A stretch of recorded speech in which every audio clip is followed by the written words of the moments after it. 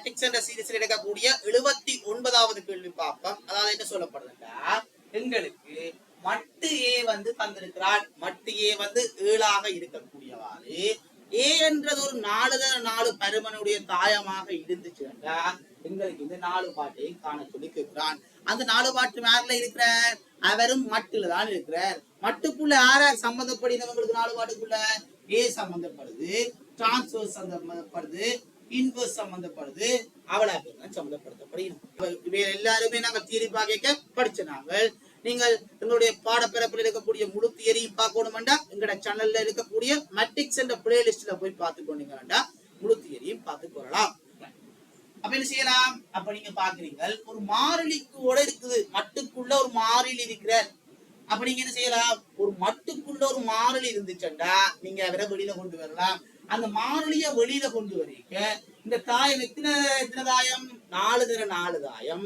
2 பருமனும் சமனாக இருந்து ஒரு சதுர தாயமாக இருந்தால் நாங்கள் இதுல இருக்கக்கூடிய ஒரு ஆளை கொண்டு வந்து இவரை அடுத்தா வெளியில கொண்டு வருவோம். வேற இங்கால மட்டு ஏடு போட்டுக் கொண்டிருங்கள்.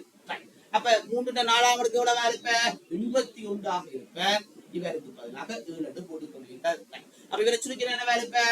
8 56. எனவே 567 இருப்பாங்க. இவருக்கு என்ன செய்யலாம்? உங்களுக்கு தெரியும், எந்த ஒரு தாயத்தின் மட்டும் அவர் இந்த டிரான்ஸ்வர்ஸ் மட்டும் சமனாகத்தான் இருப்பார்.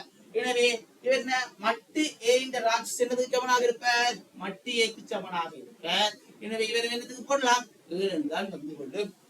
அப்ப இவருக்கு பதிலா எந்த ஒரு தாயத்தின் இன்வர்ஸ் மட்டு ஒன்றுங்கீழ் மட்டு தர ஏக்கு சமனாக இருப்பார். அப்ப இவர் என்னது சமனாக கொள்ளலாம்? ஒன்றுங்கீழ் மட்டு ஏக்கு சமன் போட்டுக் கொள்ளுங்கள். எனவே ஒன்றுங்கீழ் இவற்றை மட்டு ஏன்ற விட என்னவா இருப்பார்? 7ஆக இருப்பார். எனவே விட என்னவா இருக்கு? ஒன்றுங்கீழ் 7ஆக இருக்கும். இவருக்கு என்ன செய்யலாம்?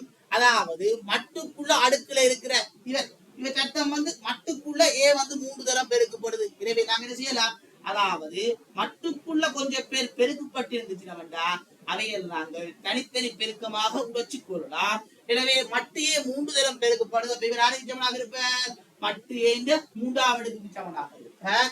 எனவே இவரை சுருக்கினீங்கன்னா 7 3ஆம் அடுக்காக இருக்கும். அதாவது 49 7ஆல சுருக்க வேண்டும்.